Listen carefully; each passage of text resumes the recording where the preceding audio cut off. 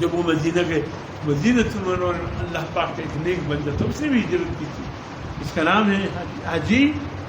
امداد اللہ مہاجر مکی رحمۃ اللہ۔ حضرت بی بی خدیجہ کی جو قبر ہے، میں جب 87 میں گیا تھا اس وقت معلم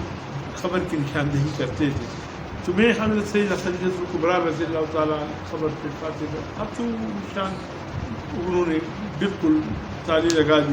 ساتھ میں عبد المطلب دادا کی قبر تھی، اس کے ساتھ ابو طالب کی قبر تھی، اس سیٹ پر حضرت عبداللہ بن مسعود تھے، یہ سب میں اس وقت 6 قبریں اکٹھے ایک احاطے میں تھے۔ پھر ایک معلم تھا، اس نے قریب آ کر یہ حضرت خدیجہ الکبریٰ قبر ہے، یہ راستہ ہے اس طرف، ابھی بھی مجھے ایسا ہے کہ اگر مجھے کوئی جنت المعلیٰ پہنچا دے میں اس قبر کی نشاندہی کر سکتا ہوں۔ یہ حاجی امداد اللہ مہاجر مکی کی قبر ہے جو حضرت سیدہ خدیجہ الکبریٰ کے قبر کے قریب ہے۔ یہ جتنے علماء ہیں اولیاء ہیں ان سب کی فیس مولانا قاسم نانوتوی رحمۃ اللہ علیہ بیت اللہ کے قریب جا کر اپنا ہاتھ حاجی امداد اللہ کے ہاتھ میں دیتے بیعت کر۔ لوگوں نے کہا یا قاسم نانوتوی، اتنے بڑے بزرگ، اتنے بڑے عالم، اتنے بڑے شیخ الحدیث والقرآن، وہ تو عالم بھی نہیں ہے حاجی امداد اللہ، اس کے ہاتھ پر آپ نے بیعت کیسے؟ فرمایا تم نہیں جانتے، ہمارے پاس علم ہے، حاجی امداد اللہ کے پاس عمل ہے۔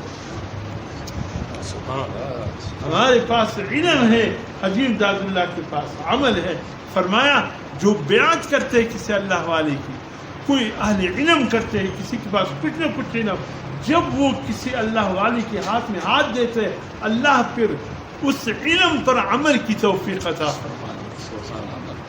یاد رکھیے یہ بیعت معمولی چیز نہیں ہے، اللہ والوں کے ہاتھ پر ہاتھ رکھ کر بیعت کرنا، خدا کی قسم ہم نے دیکھا کہ وہ کس طرح عامل بنے، اتنا بڑا عمل کرنے والے بنے۔ تو یہ عمل یہاں ہوتا ہے، جب وہ کسی کا بیعت کر لیتے ہیں اللہ والے کا، اس کے اخلاق سدھر جاتے ہیں، اس کا کردار سدھر جاتا ہے، وہ اگر برے اس پہ ہوتے ہیں اللہ اس کو ہدایت عطا فرما دیتے ہیں۔ بیعت کو معمولی نہ سمجھو، بیعت کو سمجھ لو یہ کہ علم جتنے بھی ہو اس وقت تک علم پر عمل نہیں ہو سکتا جب کسی اللہ والے کے ہاتھ پر ہاتھ رکھ کر بیعت ہو۔